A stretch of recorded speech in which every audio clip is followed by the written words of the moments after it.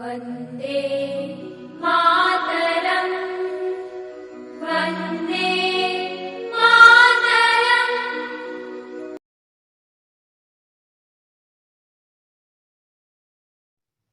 Hello. आज यार हम लोग क्या करेंगे? आज हम अपने हिंदी साहित्य के इतिहास को आगे कंटिन्यू करने का प्रयास करेंगे। ये है हमारी सेकंड क्लास। तो इससे पहले की क्लास अगर आप लोगों ने नहीं देखी तो नीचे डिस्क्रिप्शन में उसका लिंक दिया गया है, आप वहां से जाकर के सारी चीजें कवर कर सकते हैं। बाकी ये है हमारी यार हिंदी साहित्य की सेकंड क्लास, जिसको आज हम कंटिन्यू करने का प्रयास करेंगे। पूरे के पूरे हिंदी साहित्य को हम लोग 3 या 4 क्लास में कवर करने का प्रयास करेंगे। ठीक है, 3 या 4 क्लास में पूरे के पूरे हिंदी साहित्य के इतिहास को कवर करेंगे। एक बात मैं यहां पे ये बोल देना चाहता हूं कि मैंने यार इससे पहले की जो क्लास ली थी उसमें एक मिस्टेक हो गया था। क्या हुआ था? उसमें एक मिस्टेक ये हुआ था कि जो हमारा चारण काल था ना, कि मैंने बोला था कि चारण काल का नाम जो था वो मतलब किसने दिया था, तो राम शरण शर्मा बोल दिया था। तो वो थोड़ा सा गलत था। राम शरण शर्मा नहीं है, वो है राम कुमार वर्मा। थोड़ा सा नाम में मिस्टेक हो गया था मुझसे, जो कि मैंने बाद में देखा यार, तो मुझे थोड़ा सा लगा कि नहीं ये गलत है। ठीक है, तो उसको आप लोग करेक्ट करोगे, ठीक है। राम शरण शर्मा नहीं है, वो राम कुमार वर्मा है। ठीक है, तो वो नाम आप लोग सही करोगे। चारण काल का नाम जो था वो मतलब चारण काल किसने कहा, तो राम शरण शर्मा नहीं है, वो राम कुमार वर्मा है। ठीक है, तो इसको आप लोग करेक्ट करोगे। ये गलती हुई थी मुझसे। ठीक है, बाकी आज की क्लास को हम कंटिन्यू करेंगे अपनी। क्या करेंगे? आज के क्लास को हम अपने कंटिन्यू करेंगे। हमने उसमें क्या देखा था यार, कि अमीर खुसरो जो थे ना हमारे, उनके बारे में हम लोगों ने अध्ययन किया था। ठीक है, अमीर खुसरो जो थे, यानी हमारा क्या चल रहा था, आदिकाल जो चल रहा था। आदिकाल में मुख्यतः हमने 5 या 6 कवि देखे थे। ठीक है, अमीर चंद विद्या नाले में जा गिरे, ये मैंने ट्रिक दी थी, ब्रह्मास्त्र दिया था ना, कि अमीर चंद विद्या नाले में जा गिरे। ठीक है, तो उसमें से हम लोगों ने अमीर खुसरो को पढ़ लिया था। आज हम लोग बाकी जितने बचे हैं हमारे, उनको आज हम अध्ययन करने का प्रयास करेंगे।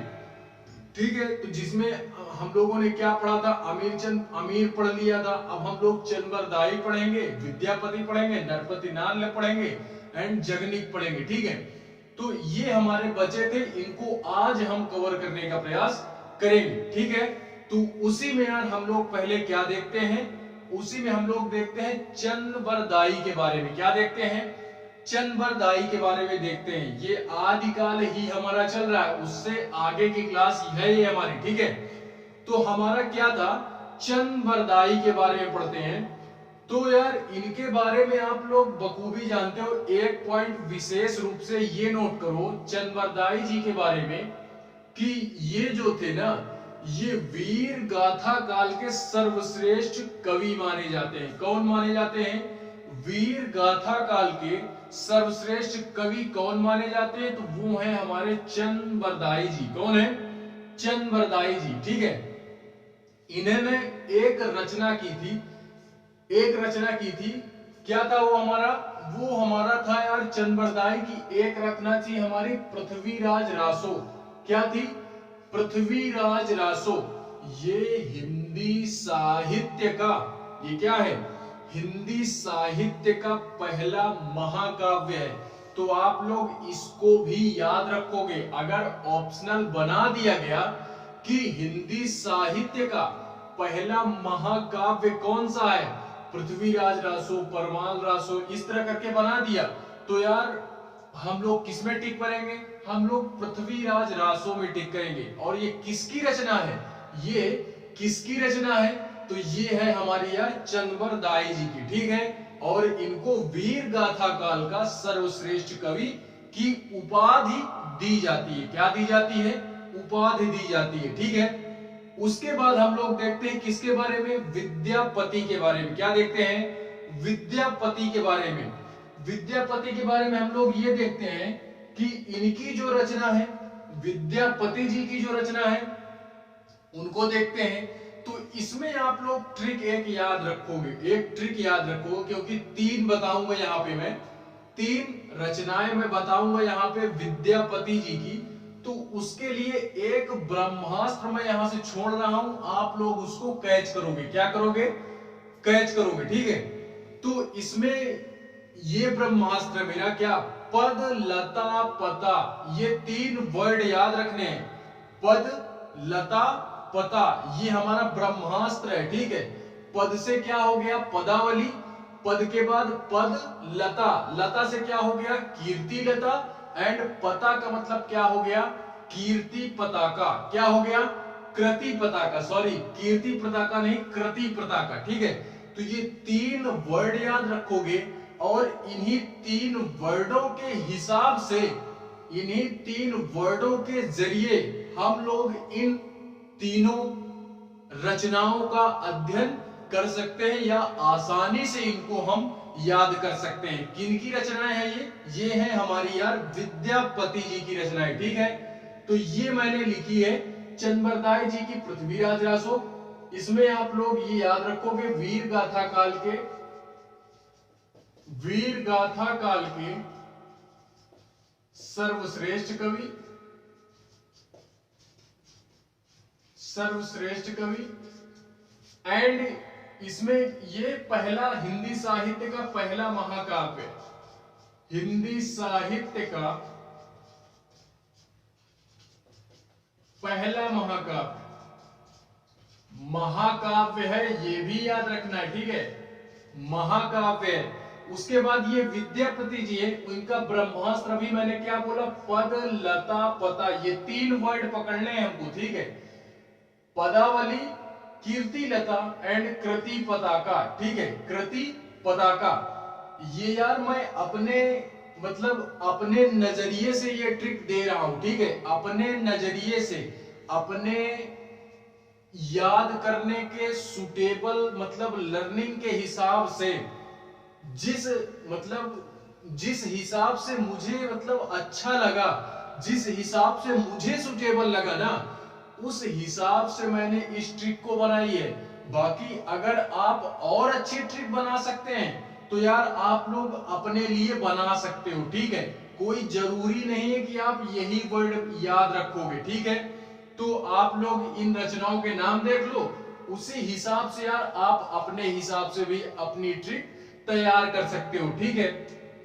तो इसको भी हमको याद रखना है, ठीक है, इसको भी क्या करना है, याद रखना है, ये 3 याद रखने हैं। उसके बाद हमारा आता है नरपति नाल। नरपति नाल थे ना हमारे, क्या थे, हमारा ट्रिक क्या था, हमारा मतलब आदिकाल के प्रमुख कवियों को याद करने की ट्रिक हमारी क्या थी, अमीर चंद विद्या नाले में जा गिरे, यही ट्रिक थी।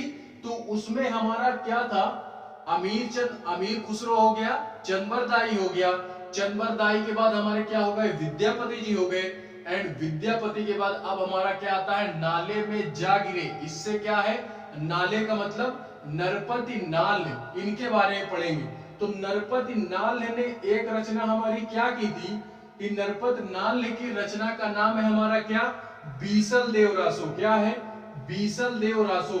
ये किसकी रचना है, ये पूछा जा सकता है यार, बीसल देव रासो किसकी रचना है। तो बीसल देव रासो हमारी यार किसकी रचना है, ये नरपति नाल की रचना है। और ये एक प्रकार की प्रेम कथा है। क्या है, ये एक प्रकार की प्रेम कथा है यार, ठीक है, ये एक प्रकार की प्रेम कथा है। ये याद रखोगे कि सारे के सारे अभी हम लोग कवि क्या पढ़ रहे हैं, ये सारे के सारे जितने भी हमारे कवि हैं, इनको हम लोग पढ़ रहे हैं किसमें, आदिकाल के अंतर्गत हम लोग इनका अध्ययन कर रहे हैं। क्या कर रहे हैं? आदिकाल के अंतर्गत इनका अध्ययन हम लोग बखूबी कर रहे हैं। ठीक है, उसके बाद हमारा आता है जगनिक। लास्ट में क्या आता है? जगनिक। जगनिक ने एक मतलब क्या की थी, एक रचना की थी, उसका नाम है हमारा परमाल रासो। क्या नाम है? परमाल रासो। इसको भी आप लोग याद रखोगे। ठीक है, परमाल रासो किसकी रचना है? जगनिक की रचना है। इसमें सबसे इंटरेस्टिंग जो फैक्ट है ना परमाल रासो की, वो ये है कि आप लोग अगर आल्हा उदल का नाम सुने होगे ना, आल्हा उदल का नाम सुने होगे, तो यार ये आल्हा उदल जो है ना, इनका वर्णन इसमें किया गया है। इनकी कथाओं का वर्णन हमारे परमाल रासों में मिलता है। अगर आप लोग आल्हा उदल के बारे में जानना चाह रहे हो, तो जगनिक हमारे ऐसे कवि हैं या लेखक हैं जिन्होंने क्या किया था, जिन्होंने परमाल रासों के माध्यम से उन दोनों व्यक्तियों के जीवन का वृतांत वर्णन उसमें किया। किसमें? परमाल रासों में। किसमें? परमाल रासों में। तो आल्हा उदल के बारे में हमको इसमें घटना देखने को मिलती है परमाल रासों में। ठीक है, तो यार यहां से जो हमारा आदिकाल था वो आदिकाल एंड होता है। ठीक है, आदिकाल यहां से क्या होता है? खत्म होता है। मैंने जो मेन यानी मुख्य रूप से जो कवि है ना, उनको यहां पे बताया है, उनको यहां पे बताया है। बाकी अभी आप लोग इसको पढ़ते चलो। एक बार मैं हिंदी साहित्य का इतिहास फिर से पढ़ाऊंगा। एक बार हिंदी साहित्य का इतिहास मैं फिर से पढ़ाऊंगा। इसका मतलब ये है कि मतलब जो भी मैं यहां से क्लास लेने के बाद एक बार देखूंगा, बुक उठाऊंगा, कि जो मतलब मुझे इंपॉर्टेंट लगेंगे ना, और जो छूट गए होंगे, जो महत्वपूर्ण हैं और वो हमसे छूट गए हैं, हमारी नजरों से बच गए हैं, तो उनको हम फिर से इस क्लास के माध्यम से, यानी इस क्लास के खत्म होने के बाद दूसरी क्लास लेंगे, तो उसमें हम लोग बाकी जितने भी हमारे लेखक हैं उनका अध्ययन करने का प्रयास करेंगे। ठीक है, तो अभी मोटा मोटा आप लोग केवल इतना ही याद रखोगे। और वैसे भी यार अगर इतना याद कर लेते हो तो फिर भी यार मैं पूरा तो नहीं बोलूंगा, क्योंकि यार हिंदी साहित्य का इतिहास तो बहुत बड़ा है, तो वो मैं पूरा नहीं बोल सकता हूँ। गारंटी तो नहीं लूंगा मैं किसी चीज की, इसमें गारंटी नहीं है मेरी। ठीक है, तो फिर भी यार नॉलेज गेन कर रहे हैं तो पढ़ना तो पड़ेगा। थोड़ा बहुत कुछ ना जानने से अच्छा है, कुछ ना जानने से बेटर यार यही है कि कुछ जान लिया जाए। ठीक है, कुछ ना जानने से बेटर यही है कि कुछ जाना जाए। ठीक है, तो इसको भी हम लोग क्या करेंगे? याद रखेंगे। तो यहां से हमारा जो था आदिकाल, यहां से हमारा समाप्त होता है। आदिकाल के बाद अब हम लोग देखते हैं क्या? भक्ति काल के बारे में। क्या देखते हैं? भक्ति काल के बारे में, यानी 1350 से लेकर के 1650 ईस्वी के मध्य जो हमारी घटना हुई हिंदी साहित्य में जो भी हमारी घटनाएं हुई, उनका वर्णन हम भक्ति काल में करते हैं। उसी भक्ति काल को हम क्या करने वाले हैं? उसी का अध्ययन अब हम लोग करेंगे। ठीक है, उसी भक्ति काल का अध्ययन हम लोग करते हैं। कि मैंने अभी बोला यार कि हम लोग भक्ति काल के बारे में देखेंगे। ठीक है, तो हम लोग यार शुरू से ही हिंदी साहित्य का इतिहास तो यार हम लोग क्लास 9th से पढ़ते आ रहे हैं। क्लास 9th से, 9th हो गया, 10th हो गया, 11th हो गया, 12th हो गया। ठीक है, तो 4 साल हम लोगों ने हिंदी साहित्य का इतिहास पढ़ा, लेकिन यार फिर भी हम लोग केवल और केवल एग्जाम के नजरिए से पढ़े तो केवल रटा जा रहा था। ठीक है, लेकिन यहां पे मैं क्या कर रहा हूं? यहां पे मैं खुद ट्रिक के नजरिए, ट्रिक के हिसाब से, ट्रिक के नजरिए से यहां पे हम लोग क्या करेंगे? सारी चीजों को पकड़ते हुए चलेंगे। यानी एक गोली मैंने दी और आपने उस गोली को पानी के साथ उतारा तो सारी चीजें अंदर। कहां पे? सारी चीजें अंदर। ठीक है, तो इस लहजे से हमको ऐसा मतलब क्या करना है इस लहजे से हमको यार हिंदी साहित्य का इतिहास पढ़ना है, जिससे जिससे आज के बाद ना हमको किसी भी प्रकार की क्या करनी हो, किसी भी प्रकार की ऑनलाइन प्लेटफॉर्म की जरूरत हो और ना ही किसी प्रकार की ऑफलाइन प्लेटफॉर्म की जरूरत पड़े।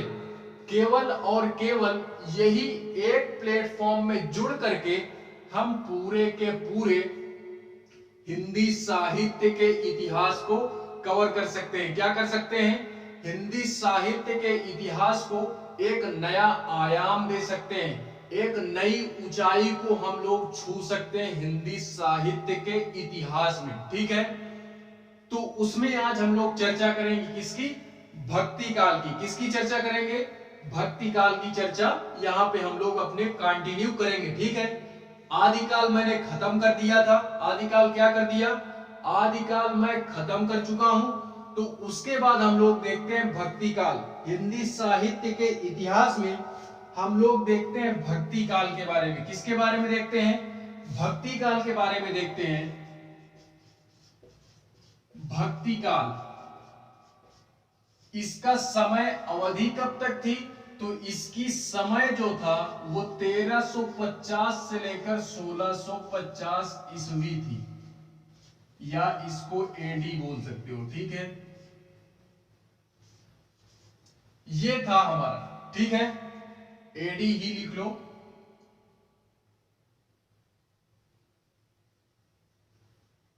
एडी ही लिखा रहना, बाकी दोनों का मतलब वही है। ठीक है, तो इसके बारे में हम लोग यार ये देखते हैं कि जो हमारा भक्ति काल है ना, भक्ति काल को पहली बात तो कवियों ने एक उपाधि दी है।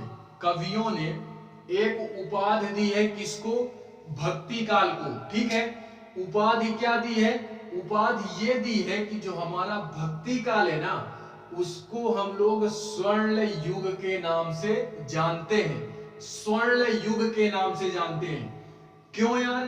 क्योंकि जानते हो इस युग में, इस यानी भक्ति काल में ऐसे महान कवि हुए हैं ना, ऐसे महान महान कवि हुए हैं जिनकी रचनाओं को पढ़ करके, यानी हमारे कवि ऐसे हैं इस भक्ति काल के जिनकी रचनाओं को पढ़ करके हमारा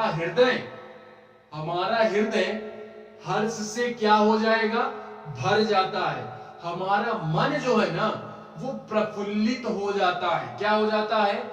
मन हमारा यानी हर्ष से, खुशी से पढ़ने के बाद प्रफुल्लित हो जाता है। क्या हो जाता है? प्रफुल्लित हो जाता है। इसलिए इसलिए इस भक्ति काल को कवियों ने स्वर्ण युग का नाम दिया या स्वर्ण काल का नाम दिया। ये उपाधि आप लोग याद रखोगे, क्योंकि यहां से क्वेश्चन बनाया जा सकता है कि ऐसा कौन सा काल है या ऐसा कौन सा युग है जिसको हम लोग या जिसको कवियों ने स्वर्ण युग की उपाधि दी। ठीक है, तो हिंदी में ये साहित्य से क्वेश्चन बनाया जा सकता है। फिलहाल में कोई भी यार एग्जाम होगा तो एक दो क्वेश्चन यहां से देखने के लिए मिलेंगे। क्वेश्चन यहां से भी मिल सकते हैं और रचनाओं से भी मिल सकते हैं कि ये किसकी रचना है। ये परमाल रासो, बीसल देव रासो, जगनिक वगैरह ये सब कवि जो हैं, या रहीम दास, कबीर दास, मीराबाई, ये किस धारा के कवि हैं? तुलसीदास किस धारा के कवि हैं? तो मैं यहां पे जो भी चीजें पढ़ा रहा हूं ना, ध्यान से देखते हुए चलना है। ठीक है, ध्यान से देखते हुए चलना है। हम लोग देखते हैं भक्ति काल 1350 से लेकर 1650 एडी, ये हमारी भक्ति काल का समय था। इसकी उपाधि क्या दी कवियों ने कि ये स्वर्ण युग था हमारा। क्या था? स्वर्ण युग था, यानी सबसे अच्छा युग कवियों ने इसी को माना। ठीक है, वो क्यों माना वो अभी मैंने बताया। ठीक है, इसको हम लोग फिलहाल ये देखते हैं कि जो हमारा भक्ति काल था ना, इसको कवियों ने दो कैटेगरी में डिवाइड किया। क्या किया? दो कैटेगरी में डिवाइड किया। दो कैटेगरी में क्या डिवाइड किया? एक को बोल दिया इसको बोल दिया सगुण भक्ति शाखा, सगुण भक्ति शाखा।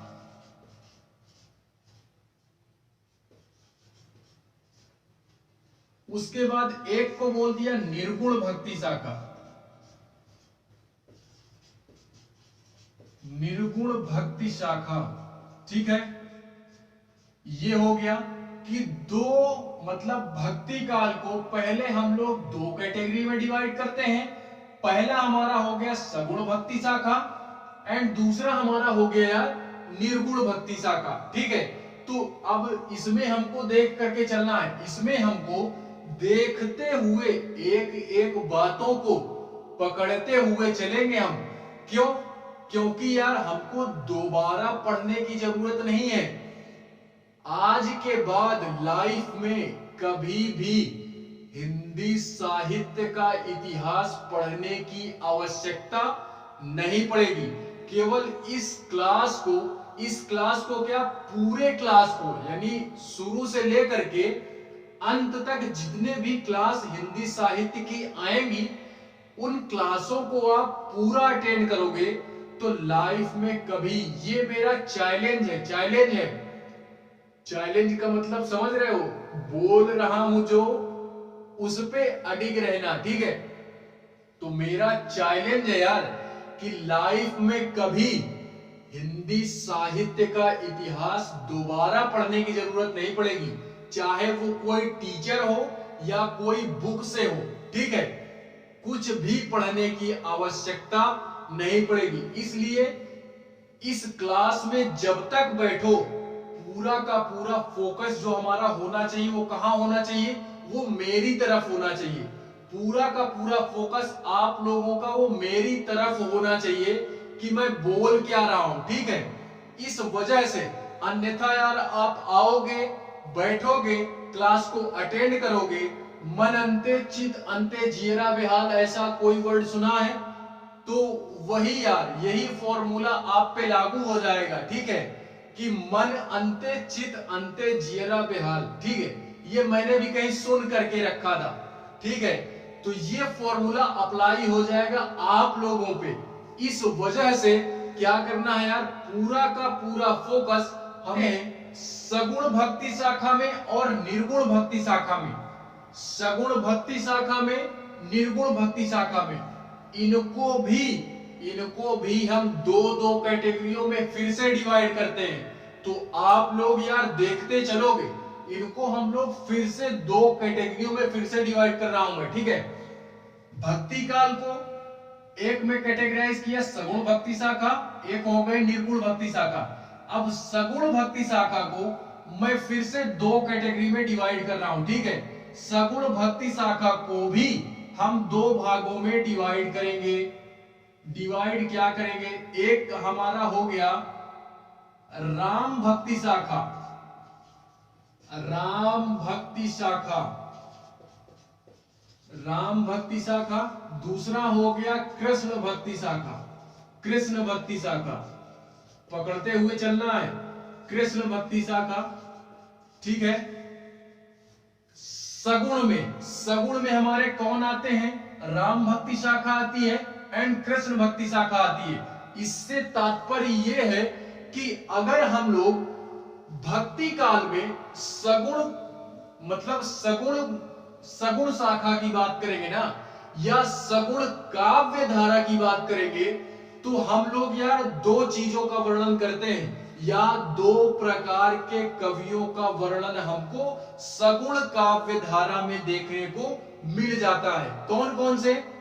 एक हो गए हमारे यार राम भक्ति शाखा, जिसमें से हमारे ऐसे कवि आते हैं जिन्होंने राम जी के, मैं फिलहाल में थोड़ा सा इज्जत देना चाहूंगा क्योंकि प्रभु है यार, तो इस वजह से, क्योंकि राम भक्ति शाखा में राम जी से रिलेटेड जितने भी वृतांत, जितने भी जीवांत वृतांत किए हैं कवियों ने, उनका वर्णन राम भक्ति शाखा के अंतर्गत होता है। जितने भी कवि हुए हैं हमारे, जिन्होंने राम जी के लाइफ से रिलेटेड रचना की है, उसको हम लोगों ने राम भक्ति शाखा के अंतर्गत डाल दिया, ठीक है, ये पकड़ना है। एंड उसके बाद आता है हमारा कृष्ण भक्ति शाखा। क्या आती है? कृष्ण भक्ति शाखा। तो जिस तरह हमारा राम भक्ति शाखा थी, उस तरह हमारे कृष्ण भक्ति शाखा है। क्या है? कृष्ण भक्ति शाखा। इसमें यार, इसमें हमारे ऐसे कवि हुए जिन्होंने क्या किया, जिन्होंने मतलब कृष्ण जी से रिलेटेड, यानी कृष्ण जी से रिलेटेड जो भी रचनाएं हुई उनके जीवन के बारे में हो, उनसे रिलेटेड, प्रेम से रिलेटेड हो, ठीक है, तो वो हमको यार 11th 12th में देखने के लिए मिल जाता है बखूबी तौर से। हम वो सारी चीजें पढ़ चुके हैं, ठीक है, वो सारी चीजें हम लोग पढ़ चुके हैं, ठीक है। तो कृष्ण भक्ति शाखा में तो मैं तमाम एग्जाम्पल दे सकता हूं, कृष्ण भक्ति शाखा में मैं तमाम एग्जाम्पल दे सकता हूं। पहला तो आप यार रसखान जी को ही ले लो, रसखान जी को ही ले लो। ये हमारे देखो इतनी इंटरेस्टिंग बात है, मुसलमान होते हुए भी इन्होंने हिंदू धर्म के देवता का पूजन किया।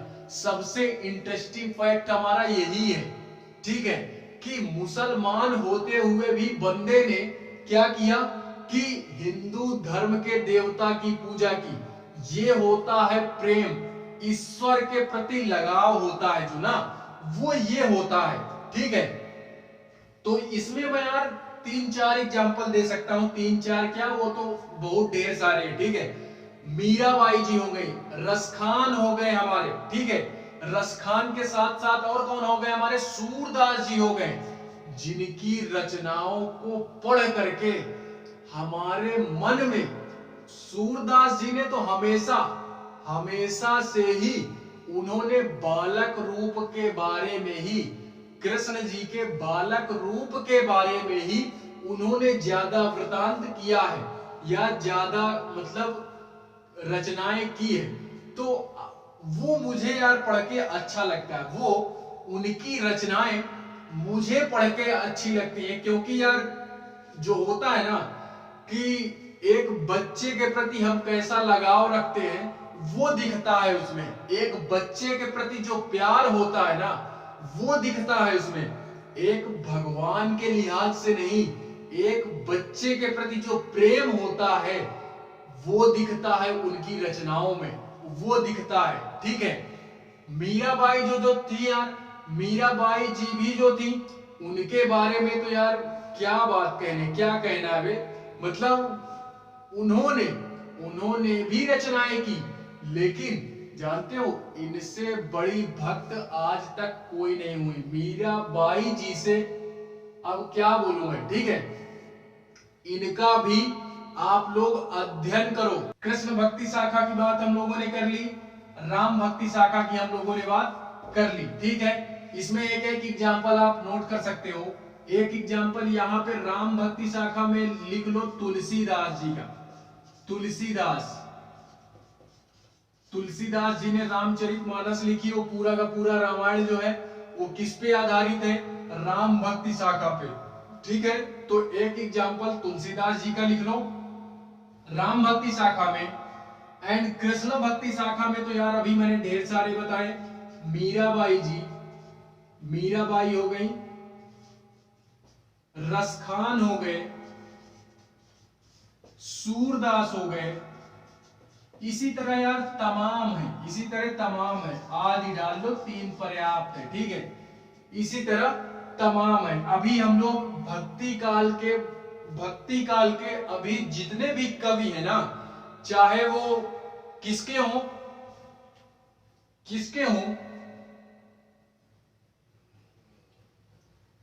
चाहे वो सगुण भक्ति शाखा के हों, चाहे निर्गुण भक्ति शाखा के हों, अभी हम मिला करके, दोनों को मिला करके अध्ययन करेंगे, ठीक है, कि भक्ति काल में जितने भी हमारे प्रमुख कवि हुए हैं उनका अध्ययन हम लोग करेंगे, और उन लोगों ने किस किस प्रकार की रचनाएं की इसका भी अध्ययन हम लोग अभी करेंगे, ठीक है।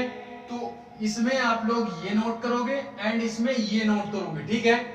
उसके बाद ये दूसरा हमारा आता है निर्गुण भक्ति शाखा। क्या आता है? निर्गुण भक्ति शाखा। अब निर्गुण भक्ति शाखा को भी कवियों ने दो कैटेगरीज में डिवाइड किया। इसको भी दो कैटेगरीज में डिवाइड किया कवियों ने। एक को किया सूफी काव्य धारा, संत काव्य धारा। पहला संत लिख लो, संत काव्य धारा, संत काव्य धारा। एंड एक है हमारा सूफी काव्य धारा, सूफी, सूफी काव्य धारा। ठीक है, सूफी काव्य धारा। तो निर्गुण भक्ति शाखा में इसको भी हम लोग दो कैटेगरीज में डिवाइड करते हैं। फर्स्ट इज संत काव्य धारा एंड सेकंड इज सूफी काव्य धारा। ठीक है, तो इसी में संत काव्य धारा में फॉर एग्जांपल यार, संत काव्य धारा में आप लोग नाम जानते होंगे किसका, कि जैसे हमारे हो गए ना कबीर दास जी, रहीम दास जी, ये हमारे संत लोग हैं जिन्होंने अपने केवल शब्दों के बखान से, यानी जीवन में क्या घटनाएं हो सकती हैं। यार कबीरदास जी के दोहे आज आप पढ़ो ना, कबीरदास जी के दोहे आज आप पढ़ो, कसम से बोल रहा हूं कि मतलब आज जो भी सारी चीजें हो रही है ना, या जिस भी प्रकार का व्यक्ति है, वो सारा वर्णन उनकी पंक्तियों में मिल जाएगा। वो सारा वर्णन उनकी पंक्तियों में देखने के लिए मिल जाएगा कबीरदास जी के। ठीक है, तो आप कबीरदास जी को भी पढ़ो। मार्केट में यार तमाम तरीके की बुक आती हैं, तो केवल ये नहीं कि हमको सिलेबस ही पढ़ना है। ठीक है, मेरा ये जो बैच चल रहा है, मैं अभी ये बोल रहा हूं, मेरा जो बैच चल रहा है ये यूपीएससी सीएससी का, ये यार मेरे नए अभ्यर्थियों के लिए है, नए अभ्यर्थियों के लिए है। अभी जिन लोगों ने यूपीएससी के बारे में कुछ जाना नहीं, कुछ शुरुआत नहीं किया, उनको, उनके माइंड में ये है कि मतलब हम शुरुआत करें तो कहां से करें, तो आप लोग मेरा हाथ पकड़ लिए हो ना, तो बस इतना काफी है। मैं आप लोगों को वहां तक लेकर के जाऊंगा। बाकी यार यूपीएससी का तो नोटिफिकेशन भी आ गया है, अब की 27 जून को प्रारंभिक परीक्षा हो रही है। तो मेरा ये बैच इन भैया लोगों के लिए नहीं है, जो मेरे सीनियर हैं यार, उनके लिए ये बैच नहीं है। ठीक है, ये बैच केवल और केवल नए अभ्यर्थियों के लिए है, जो 12th के बाद निकले हुए हैं, अभी साल भर हुआ है, 2 साल हुआ है, या ग्रेजुएशन कर रहे हैं, फर्स्ट ईयर में है। ठीक है, तो ये बैच उनके लिए है, नए स्टूडेंट्स के लिए। बाकी जो ग्रेजुएट हो चुके हैं, यूपीएससी प्रॉपरली यूपीएससी की तैयारी कर रहे हैं, तो उनके लिए ये मेरा बैच नहीं है यार, उनके लिए नहीं है। ठीक है, संत काव्य धारा में हमारे, मैंने अभी नाम दिया, गुरु नानक का नाम आप सुने होंगे, गुरु नानक देव जी, गुरु नानक। उसके बाद रहीमदास जी, रहीमदास के बाद कबीरदास जी। ठीक है, तो ये सारे हमारे किस में आते हैं? संत काव्य धारा में आते हैं। ये सारे संत महात्मा लोग थे। कौन थे? संत महात्मा टाइप के लोग थे ये लोग। ठीक है, और ये जो थे, ये सूफी काव्य धारा, ये सूफी काव्य धारा में एक एग्जाम्पल आप ये नोट कर सकते हो, सूफी काव्य धारा में प्रेम मार्ग का ज्यादा वर्णन किया गया है। इसमें हिंदू मुसलमान का भेदभाव ना करते हुए, इसमें हिंदू और मुस्लिमों का भेदभाव ना करते हुए, एक मतलब व्यक्तित्व का जो भी होता है ना, कि किसी भी प्रकार का हमारा क्या नहीं किया जाएगा, भेदभाव नहीं किया जाएगा।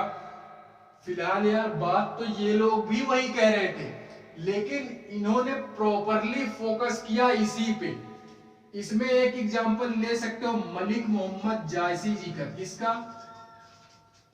मलिक मोहम्मद जायसी।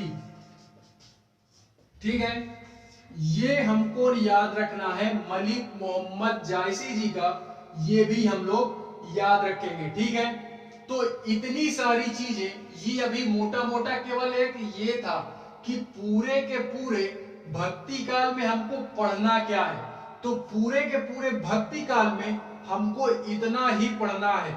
इसमें जो हमारे कवि आएंगे उनको पढ़ेंगे, एंड यार इसमें जितने भी हमारे कवि की रचनाएं हैं उनका अध्ययन यहाँ पे हम लोग करने का प्रयास करेंगे। ठीक है, तो इतनी चीजें आप लोग नोट कर सकते हो। उसके बाद इसके बाद आगे हम लोग देखते हैं, अब हम लोग ब्रह्मास्त्र की बात करेंगे। किसकी बात करेंगे? ब्रह्मास्त्र की बात करेंगे कि भक्ति काल के कवियों को याद करने का ब्रह्मास्त्र हमारे क्या है। ठीक है, तो वो अभी हम यहाँ पे देख। एक मिस्टेक ये हो गया यार, देखो यही होता है ना, नाम में थोड़ा सा कंफ्यूजन हुआ नहीं कि मिस्टेक होने लगती है। तो वो जहां पे मैंने रहीम दास बोला ना, वो रैदास है। क्या है? रैदास है। तो वो थोड़ा सा मिस्टेक हुआ, अभी थोड़ा सा याद आया, वो रैदास है। ठीक है, तो वो रहीम दास नहीं है। रहीम दास हमारे यार आते हैं कृष्ण भक्ति शाखा में, क्योंकि रहीम दास भी जो है ना हमारे, इन्होंने कृष्ण जी का ही वर्णन किया है, कृष्ण के वृतांत का ही वर्णन इन्होंने भी किया है। ठीक है, तो वो रहीमदास कृष्ण वाले में है, ये रहीमदास नहीं रैदास है। कौन है? रैदास है। ठीक है, फिलहाल आगे की चर्चा हम लोग ये देखते हैं कि मतलब जो अभी मैं ब्रह्मास्त्र देने वाला था, क्या देने वाला था? ब्रह्मास्त्र, या जिसको आप लोग गुरु मंत्र बोल सकते हो। क्या बोल सकते हो? गुरु मंत्र बोल सकते हो। कि इस गुरु मंत्र की सहायता से हम लोग भक्ति काल के जितने भी कवि हैं ना हमारे, उसको अभी हम याद कर लेंगे। तो एक सेंटेंस आपको याद रखना है। क्या सेंटेंस क्या याद रखना है? देखोगे इधर। ठीक है, क्या था मैं बोलते जा रहा हूं, तुलसी, ये भक्ति काल के कवि याद करने का ब्रह्मास्त्र है। ठीक है, तुलसी और मीरा, तुलसी और मीरा रहीमदास की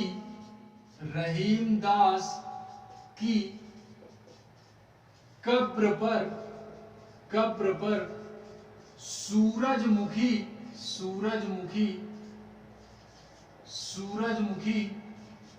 का रस जलाती है। क्या जलाती हैं? का रस जलाती हैं, रस जलाती है। ये वर्ड याद रखोगे, वर्ड नहीं सेंटेंस है, सॉरी। ठीक है, रस जलाती है, ये सेंटेंस याद रखोगे। ये सेंटेंस अगर याद है तो भक्ति काल के पूरे जो मुख्य कवि है ना, जहां से हमारे क्वेश्चन बन सकते हैं या बनते हैं, तो आप लोग आसानी से टेकल कर पाओगे। क्या कर पाओगे? आसानी से पकड़ पाओगे। ठीक है, तो इसको मैं फिर से बोल रहा हूं, तुलसी और मीरा रहीमदास की कब्र पर सूरजमुखी का रस जलाती है। ये हमारा ब्रह्मास्त्र है। यार एक बार में नहीं याद होगा, थोड़ा सा मैं वो जानता हूं, लेकिन जाहिर सी बात है आप लोग 3-4 बार रिपीट करोगे ना, तो वो सारी चीजें आ जाएंगी। 3-4 बार रिपीट करना पड़ेगा। ठीक है, तुलसी और मीरा रहीमदास की कब्र पर सूरजमुखी का रस जलाती हैं। अब इसमें देखो कवियों का नाम कैसे लिखते हैं हम। ठीक है, ये ब्रह्मास्त्र याद रखोगे। तुलसी से आपको तो समझ में आ ही रहा है यार कि तुलसीदास हो गए। ठीक है, तुलसीदास। मीरा से हो गई मीराबाई जी, मीराबाई। ठीक है, रहीमदास तो आप लोग पकड़ ही लिए कि रहीमदास से रहीमदास ही होता है, रहीमदास ही है। ठीक है, रहीमदास की कब्र पर सूरजमुखी का रस जलाती है। कब्र से मतलब हो गया कबीरदास। कौन हो गए? कबीरदास। सूरजमुखी से हो गए सूरदास। कौन हो गए? सूरदास। रस का मतलब हो गए हमारे रसखान। कौन हो गए? रसखान। एंड जलाती है वो थोड़ा सा जोड़ दिया गया कि अच्छा लगे तो। ठीक है, तो 1 2 3 4 5 6 कवि हैं हमारे जिनके बारे में हम यहाँ पे अध्ययन करेंगे। भक्ति काल के, कोई बोले भक्ति काल के कवियों के नाम बताओ, तो यार ये आप लोग ट्रिक याद रखोगे तो भक्ति काल के कवियों को आसानी से आप लोग याद रख पाओगे। ठीक है, कि हमारा क्या, तुलसी और मीरा क्या करती हैं, तुलसी और मीरा रहीम दास की कब्र पर सूरजमुखी का रस जलाती हैं। क्या जलाती हैं? रस जलाती है। ठीक है, तो तुलसी से हो गया तुलसीदास, मीरा से हो गया मीराबाई, रहीम दास से हो गया रहीमदास, कब्र का मतलब हो गया कबीरदास, सूरजमुखी से हो गया सूरदास, एंड रस से मतलब हो गया रसखान। ठीक है, तो आई होप यार इतनी सारी चीजें क्लियर हुई होंगी आपको।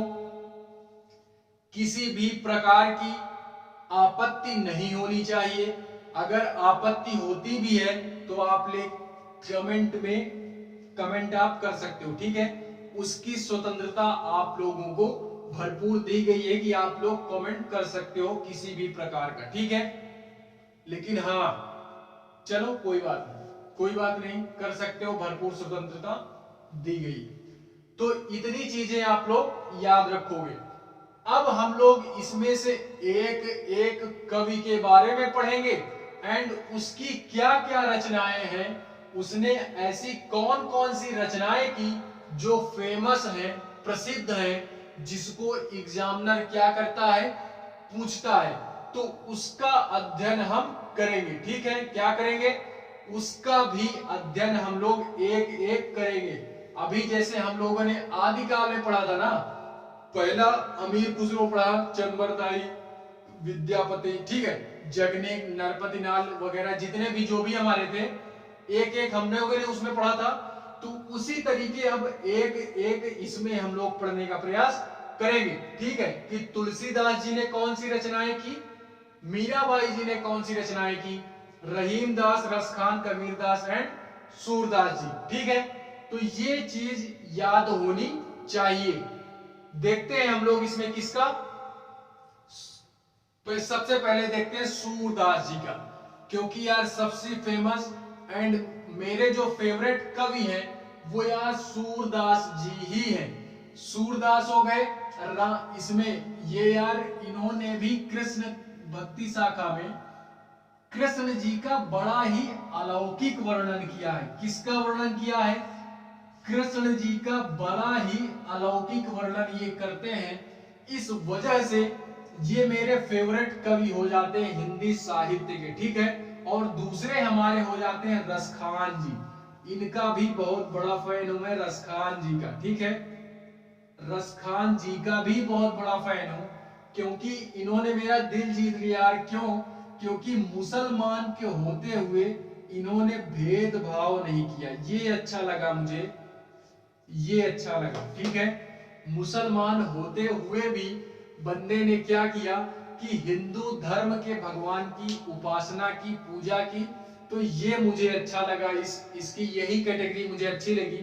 बाकी एक दो पद हैं, इनके पद है वो भी यार एकदम दिल को चुभते हैं। जो पद है ना इनके, दिल को चुभते हैं यार। कभी पढ़ करके देखो आप, कसम से एकदम दिल प्रफुल्लित हो जाता है। क्या हो जाता है? प्रफुल्लित हो जाता है, कसम से एकदम मजा आ जाता है। तो देखते हैं यार हम लोग एक एक करके इसमें से देखते हैं हम लोग। पहला हम लोग देखेंगे सूरदास। क्या देखेंगे? सूरदास। दिख रहा होगा आप लोगों को यार, क्या हो रहा होगा? दिख रहा होगा आसानी से।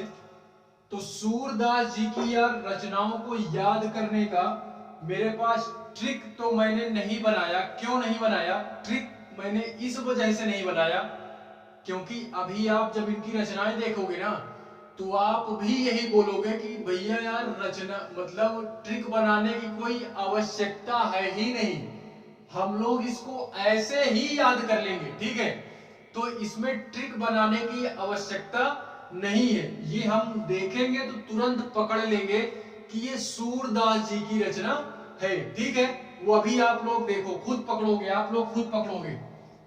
सूरदास, आप लोग मुझे बताओगे कमेंट करके कि इसमें मतलब क्या है, कॉमन क्या है। सूरदास, सूर सरावली, साहित्य लहरी, सूर संग्रह, सूर पच्चीसी, इस तरह की तमाम है। ठीक है, तो जिसमें से हमको एक वर्ड पकड़ना है। सूरदास जी की अगर हमको कोई भी रचना याद रखनी है तो एक नाम ये याद रखोगे कि देखो कॉमन है, ये सूर शब्द सब में कॉमन है। तो इनकी रचना जो है ना, याद करने का ट्रिक इसी में है कि जिस भी रचना के आगे आप देखो कि सूर शब्द लगा है, सूर शब्द लगा है, क्योंकि इनकी ज्यादातर की रचनाओं में सूर पहले ही लग गया है। क्या लग गया है? सूर लग गया है। तो इससे हमको यही पता चल रहा है कि ये सूरदास की रचनाएं। ठीक है, देखो ना, आप खुद देखो, सूर सागर, सूर सरावली, सूर सरावली, सूर संग्रह, सूर पच्चीसी, साहित्य लहरी। ठीक है, तो ये सूर वर्ड सब में कॉमन है, सूर वर्ड सब में कॉमन है यार। तो यहां पे हम लोग देखेंगे जिसमें भी हमको जिस भी रचना में सूर शब्द दिख गया तो हमारे माइंड में यार यही आना चाहिए कि ये किसी भी और कवि की रचना नहीं हो सकती, ये केवल और केवल हमारे सूर्यदास जी की ही रचना है। ठीक है, तो इतने आप याद रखोगे, इतने याद रखोगे तो अच्छा है, नहीं याद रखोगे तो और अच्छा है। क्यों नहीं याद रखोगे? और अच्छा इसलिए है कि ट्रिक का इस्तेमाल हो जाएगा, बाकी याद रख लोगे तो ट्रिक का इस्तेमाल किए बगैर ही आप लोग टिक मार दोगे। ठीक है, इसके अलावा दो तीन और याद कर लो, ये अलग है हमारे। एक हो गया भ्रमर गीत, ये थोड़ा सा इंपॉर्टेंट है इस वजह से। भ्रमर गीत हो गया, ठीक है, भ्रमर, यस, क्या था हमारा?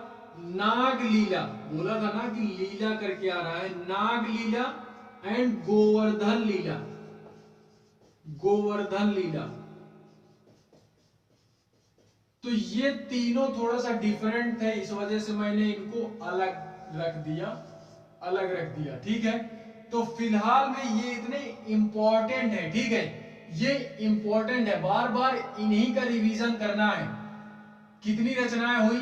1 2 3 4 5 6 7 8, 8 रचनाएं किसकी हैं? सूरदास जी की हैं।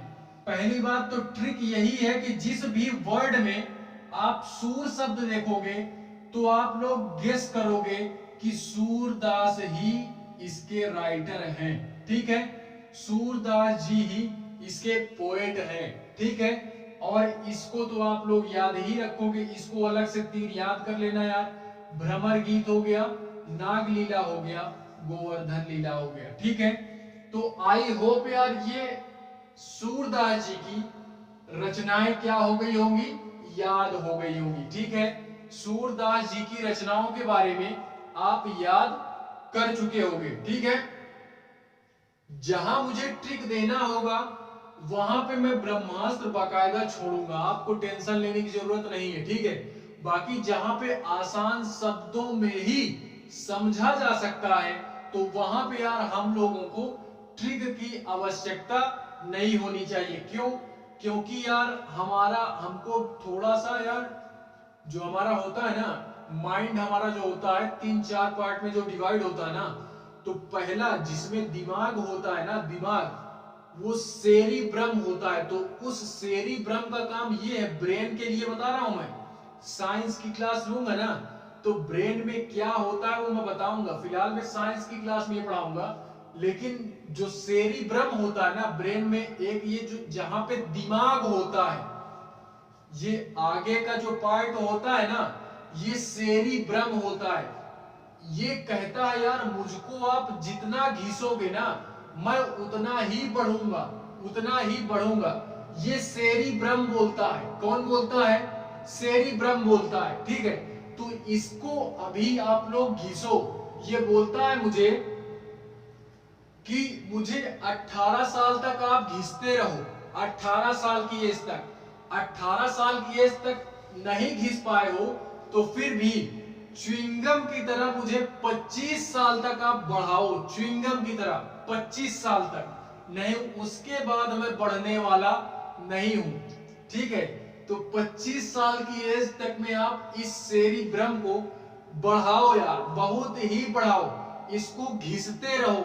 ये साला कहता है कि मुझे घिसते रहो आप, ठीक है, तो आप लोग इसको घिसते रहो। ठीक है, इसके बाद हम लोग देखते हैं अगले पोएट के बारे में। इसके बाद अगले पोएट के बारे में हम लोग चर्चा देखते हैं, हम लोग कबीर दास जी के बारे में। ठीक है, कबीर दास, कबीर दास जी की कुछ रचनाएं याद कर लो।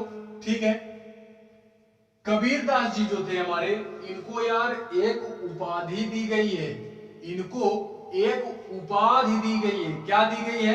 इनको एक उपाधि दी गई है। किसकी उपाधि? इनको वाणी का डिटेक्टर भी कहा जाता है, वाणी का डिटेक्टर, वाणी का डिटेक्टर कहा जाता है, यानी ट्रांसलेटर जो होता है ना, वही, कि जो भी शब्दों से बोला वो आज हो रहा है उस शब्द में। ये भी यार आए कलयुग में ही, ये फिलहाल में छोड़ दो आप लोग। ठीक है, ये थोड़ा सा अध्यात्म से रिलेटेड हम लोग कलयुग द्वापर त्रेता की बात करते हैं। ठीक है, बाकी इस किताबी लैंग्वेज के हिसाब से हमको समझना है, आध्यात्म में नहीं जाना। नहीं तो आध्यात्म एक क्या है? सागर है, सागर नहीं महासागर है। इसमें अगर आप घुसे ना तो डूबते चले जाओगे, इतनी गहराई तक में है आध्यात्म। ठीक है, तो आध्यात्म में नहीं जाना है। ठीक है, वहां पे नहीं जाना हमको, इसी दुनिया में रह के इसी दुनिया का ज्ञान लेना है। फिर भी अगर किसी भी भाई को इंटरेस्ट होगा तो वो फिलॉसफी में पढ़ सकता है, बाकी ऐसे मत पढ़ना, अन्यथा यार हृदय परिवर्तन होगा तो कमंडल लेके किसी पहाड़ पे बैठ जाओगे। ठीक है, हृदय परिवर्तन हुआ तो बहुत दूर चले जाओगे आप, तो उससे दूर ही रहो, उससे दूर ही रहो। ठीक है, इनको वाणी का डिटेक्टर बोलते हैं। क्या बोलते हैं? वाणी का डिटेक्टर बोलते हैं। इनकी जो भाषा थी ना, वो साड़ुक्कड़ी भाषा थी, साड़ुक्कड़ी भाषा, साड़ुक्कड़ी भाषा। और एक यार नाम ये आता है पंचमेल खिचड़ी का नाम सुने हो आप लोग, तो ये भी इन्हीं का, पंचमेल खिचड़ी, पंचमेल खिचड़ी। ठीक है, ये हो गया। इनकी यार एक रचना आप याद रखोगे जो कि फेमस है और एग्जामों में पूछी जाती है, बहुत ही एग्जामों में पूछी जाती है। क्या? कि जो हमारे कबीर दास जी है ना, उन्होंने एक रचना की थी बीजक के नाम से। किसके नाम से? बीजक। ये बहुत ही फेमस है। क्या है? बहुत ही फेमस है इनकी बीजक, कबीर दास जी की बहुत ही फेमस ग्रंथ है। इसमें हमारे 3 ग्रंथ आते हैं। ग्रंथ बोल लो, रचनाएं बोल लो, कुछ भी बोल लो। ठीक है, इसमें आता है पहला साखी। क्या आता है? साखी। दूसरा हमारा आता है सबद। तीसरा हमारा आता है रामायणी। ठीक है, तो ये इस बीजक के अंदर, ये बीजक हमारा एक प्रकार का क्या था? रचना थी। इसके अंदर हम लोग साखी, साखी ये यार आई थिंक 11th या 12th में है हिंदी की बुक में, क्योंकि यार हिंदी छोड़े 2-3 साल हो गए, तो वो फिलहाल में एग्जैक्ट एकदम याद नहीं है। लेकिन आप लोग अगर 11th या 12th की बुक उठाओगे तो मुझे जहां तक लग रहा है ये साखी है। साखी कबीर दास जी की एक रचना है। ये साखी का वर्णन हिंदी की बुक में दिया गया है। ठीक है, तो वहां से आप लोग पढ़ सकते हो, तो वही साखी है ये। ठीक है, साखी, सबद दूसरा हो गया एंड रामायणी हो गया, ये भी इसी के अंतर्गत आती है। ठीक है, तो इस बीजक के अंतर्गत, इस बीजक के अंतर्गत हमको इन्हीं तीनों का अध्ययन करना है। क्या करना है? इन्हीं तीनों का अध्ययन हम लोग यार अध्ययन क्या करेंगे, अध्ययन हम लोग अब इससे डिटेल में मैं नहीं जाऊंगा क्योंकि यार हमको बहुत सारे सिलेबस पढ़ने हैं। जिसका ऑप्शनल है ना वो किसी अन्य टीचर को ढूंढ सकता है, उससे अपना ऑप्शनल कंप्लीट कर सकता है। ठीक है, उससे आप अपना ऑप्शनल कंप्लीट कर सकते हो। या यार आज तो इतने डिजिटलाइज मोड में आज के जमाने में यार तो बहुत सारे सुविधाएं हो गई हैं। आप लोग ऑनलाइन दिल्ली का मुखर्जी नगर यार आईएएस का खनान बोला जाता है। ठीक है, देश दुनिया के मतलब जितने भी हमारे इंडिया में सबसे ज्यादा फेमस यार दिल्ली ही है आईएएस के लिए। ठीक है, आईएएस पीसीएस के लिए मुखर्जी नगर सबसे फेमस एरिया है। तो वहां से आप लोग यार ऑनलाइन मटेरियल भी मंगा सकते हो, इतनी सुविधा दी गई है। ऑनलाइन मटेरियल मंगा सकते हो, इतनी सुविधा दी गई है यार। ठीक है, तो ऑप्शनल के लिए आप लोग मंगा लेना जो भी 10,000 20,000 25,000 30,000 का मिले। बाकी मेरे यहाँ तो यार फ्री में चल रही है सारी चीजें। मैं तो किसी भी प्रकार का यार पेमेंट भी नहीं ले रहा हूं आपसे, केवल आपसे यही बोल रहा हूं कि एक लाइक चाहिए, एक सब्सक्राइब चाहिए और एक कमेंट चाहिए, और जितना ज्यादा से ज्यादा हो सके चैनल को शेयर करते चलो। बस इससे ज्यादा मुझे आपसे कुछ नहीं चाहिए। क्यों? क्योंकि मेरा मकसद है शिक्षा को बढ़ावा देना। क्या है? शिक्षा को बढ़ावा देना। मैं यार रियलिटी बोल रहा हूं, आपसे तो यार कुछ नहीं ले रहा ना मैं। वो जो भी मुझे मिलेगा झूठ नहीं है, जो भी मिल रहा है वो YouTube की तरफ से मिल रहा है, आपकी तरफ से तो यार कुछ भी नहीं है ना। तो मेरा मकसद यही है कि जितना ज्यादा से ज्यादा हो सके शिक्षा को बढ़ावा दिया जा सके। क्योंकि यार आजकल भी हमारे ग्रामीण परिवेश के यार इतने मतलब अभ्यर्थी जो है ना वो बड़ी बड़ी कोचिंगों को हायर नहीं कर सकते हैं। 1 लाख 1.5 लाख रुपए यार दृष्टि की फीस है। रहना खाना कुल मिला लिया जाए तो 3 साढ़े 3 लाख लग जाते हैं। 1 साल अगर दिल्ली में रह के तैयारी करोगे तो 3 साढ़े 3 लाख रुपए आसानी से चला जाएगा। ठीक है, और फिर भी यार मैं तो कुछ नहीं ले रहा, मैं तो कुछ भी नहीं ले रहा। इस वजह से वो आप पे डिपेंड करता है। ग्रामीण परिवेश का बच्चा भी अब फ्री में पढ़ेगा। अब क्या करेगा? फ्री में पढ़ेगा। केवल एक स्मार्टफोन है तो वो फ्री में आईएएस एग्जाम क्लियर कर सकता है। फ्री में, किसी भी प्रकार की कोई कोचिंग नहीं, केवल घर में बैठ करके डेली 5 से 6 घंटे डेली देने हैं। बस 5 से 6 घंटे रेगुलरिटी बना करके पढ़ना है, बस और कुछ नहीं करना। ठीक है, तो ये हमारे हो गए यार कबीरदास जी। इनके बाद हम लोग देखते हैं, कबीरदास के बाद हम लोग अगले यानी नेक्स्ट कवि के बारे में देखते हैं।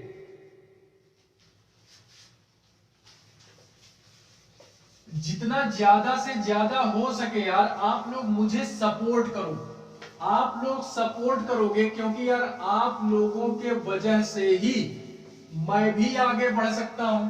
क्योंकि यार अगर इतना किया जा सकता है तो आप लोगों के रहमो करम से मैं भी आगे जा सकता हूं, मेरा भी उद्धार हो सकता है। ठीक है, तो आप मेरा सपोर्ट करो, मुझसे जहां तक हो सकेगा मैं आपको सपोर्ट करूंगा। ठीक है, अभी मैं यहाँ पे अकेले हूं, थोड़ा सा कुछ दिनों बाद हम लोग नए टीचर की भी व्यवस्था करेंगे। ठीक है, हम लोग नए टीचर को भी यहाँ पे अवेलेबल कराएंगे। ठीक है, तो आपका जो भी मन हो, आप उनसे पढ़ना चाहते हो उनसे पढ़ो, अन्यथा यार मुझसे पढ़ना चाहते हो तो मेरी क्लास तो यार हर एक सब्जेक्ट की कंटिन्यू चलती रहेगी। तो मुझसे पढ़ना हो तो आप मुझसे जुड़े रहोगे। अगर हैं टीचर उनसे मैं बोला हूं आने के लिए, बोलेंगे यार तो फिलहाल में माहौल सेट हो जाता है। अगर आने के लिए नहीं बोलते हैं तो फिर से यार मैं किसी और को ढूंढूंगा। बाकी यार आने के लिए बोलेंगे तो इसी 1 महीने के बाद से वो आना स्टार्ट कर देंगे, ठीक है। इसी महीने के बाद वो आना स्टार्ट कर देंगे। फिलहाल अभी होली है ना, तो इस वजह से इसके बाद वो स्टार्ट करेंगे आना। उस चीज की दिक्कत हमको नहीं लेनी है, इसीलिए बोलता हूं यार थोड़ा सा आप लोग सपोर्ट करोगे ना तो मेरा भी उत्साह बढ़ेगा, मेरा भी उत्साह बढ़ेगा। इस वजह से बाकी जितने भी लोग मुझसे जुड़ चुके हैं उनको तो यही बोलूंगा कि बहुत बहुत धन्यवाद यार आप लोगों का मेरे साथ जुड़ने के लिए। 500-550 लोग जो भी यार हुए हैं उनको तो मैं तहे दिल से 500 सब्सक्राइबर होने की खुशी में मैं धन्यवाद देना चाहता हूं। एंड थैंक यू यार मेरे साथ जुड़ने के लिए। एंड इसी तरह यार अपने जो भी दोस्त है, फैमिली है, जो भी आईएएस की एग्जाम क्लियर करना चाह रहा है, इनफैक्ट यार आईएएस ही क्या, इनफैक्ट आईएएस ही क्या, जीएस में मैंने मतलब ऐसा कोई एग्जाम हो जिसमें जीएस आती है तो वो बंदा मेरे साथ जुड़ सकता है, क्योंकि यार जीएस बहुत ही बड़ा पोर्शन है, ठीक है। तो जीएस जिस भी एग्जाम में आती है वो सारे भाई मुझसे जुड़ सकते हैं। बाकी इनफैक्ट यार वो जो भी चल रहा है वो जुड़ना केवल यहाँ पे केवल आईएएस के ही व्यक्ति के बारे में मार्गदर्शन किया जाता है, ठीक है। नेक्स्ट देखते हैं हम लोग मीराबाई के बारे में। क्या देखते हैं?